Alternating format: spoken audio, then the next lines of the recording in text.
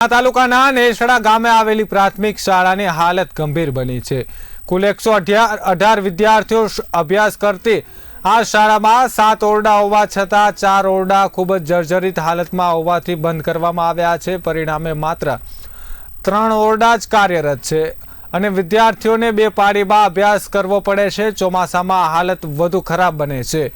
કાર્યરત ઓરડાઓની છતમાંથી પાણી ટપકે છે, જેથી વિદ્યાર્થીઓ જમીન પર બેસી શકતા નથી અને તેમની બેગ પુસ્તકો ભીની થઈ જાય છે।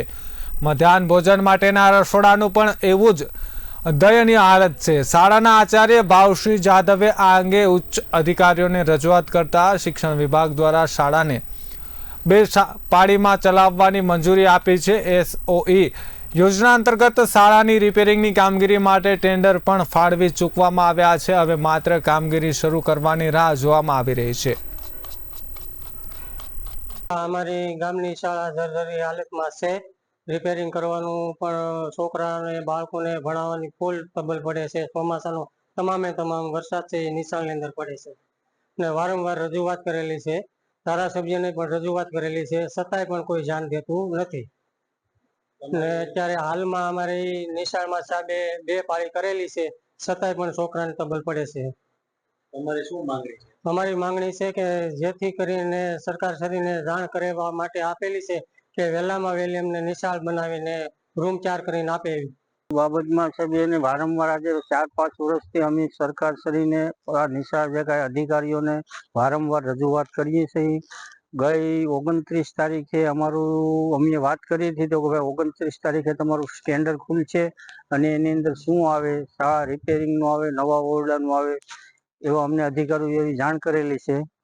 એમાં અમારે રિપેરિંગનું આવ્યું છે પણ રિપેરિંગની અંદર એમ કે ઉપરથી જે પાણી પડે, પોપડા પડે, છોકરા નિશાળની અંદર બેઠી એને રિપેરિંગ કરીને શું કરવું? અમને જેથી કરીને નવા ઓરડા, નવી નિશાળ બિશાળ આપે એવી અમારી માંગણી છે। અંદાજિત આ શાળામાં કેટલા ઓરડાઓ છે? અંદાજિત 7 ઓરડા છે। કેટલા કાર્યરત છે? અત્યારે 4 બંધ હાલતમાં છે। એક કઈ પાળીમાં છોકરાઓ અત્યારે અભ્યાસ કરે છે? અભ્યાસ કંઈક સવારમાં 8 થી 12 ની છે અને પછી 12 થી 5 ની છે। નેસડા પ્રાથમિક શાળામાં બાલવાટિકાથી માંડી ધોરણ 8 સુધીનો અભ્યાસક્રમ ચાલે છે, જેમાં 118 વિદ્યાર્થીઓ શિક્ષણ લઈ રહ્યા છે। 6 શિક્ષકોનો સ્ટાફ છે। 7 ઓરડા છે, જેમાંથી 4 ઓરડા અતિ જર્જરિત હોય અને અધિકારીશ્રીઓની સૂચના મુજબ તેમાં બંધ કરી દેવામાં આવશે। શિક્ષણ કાર્ય પણ અપાતું નથી અને બાકીના 3 રૂમમાં 2 પાળીમાં શિક્ષણ કાર્ય અપાય છે। શાળાનું જે કુમાર શૌચાલય છે તે જર્જરિત હોય તેને દિવ્યાંગ બાળકોના શૌચાલયમાં અમે કન્વર્ટ કરેલ છે તથા કન્યાઓનું શૌચાલય કાર્યરત છે। શાળાનું મધ્યાહન ભોજન રસોડું અતિ જર્જરિત હોય તે કાર્યરત ન હોય માટે શાળા મધ્યાહન ભોજન સંચાલકના ઘરેથી મધ્યાહન ભોજન તૈયાર કરી અને બાળકોને પીરસવામાં આવે છે। અલ્પાહાર પણ તેમના ઘરેથી જ બનાવી અને બાળકોને પીરસવામાં આવે છે। અધિકારી શ્રીની સૂચના મુજબ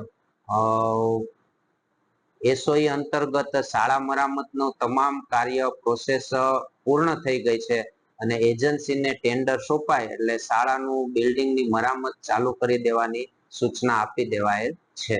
હા, એમાં ત્યાં 7 ઓરડાઓ છે। 7માંથી અત્યારે હાલ 3 ચાલુ છે અને 4 જર્જરિત છે, જેને અમે વેકેશન પહેલા જ્યારે અમારે પ્રથમવાર વાસોદની ઘટના ઘટેલી એ પછી જ આપણે સર્વે કરી અને એ રૂમો અમે બંધ કરાવેલા છે અને નવા સત્રથી જ અમે ત્યાં 2 પાળીમાં બાળકોને બેસાડીએ છીએ। ત્યાં ટોયલેટ બ્લોક અને સાથે MDMનું જે રસોડું છે એ પણ જર્જરિત છે, જે બધાની દરખાસ્ત આપણે જિલ્લા કક્ષાએ 2 વાર મોકલેલી છે અને સ્ટેટ કક્ષાએથી પણ એમનું ટેન્ડર બહાર પડેલું છે। ટૂંક સમયની અંદર ત્યાં રિનોવેશનનું કામ અને જે કંઈ પણ મેજર રિપેરિંગ કરવાનું થતું હશે એ સરકારશ્રી દ્વારા શરૂ થઈ જશે।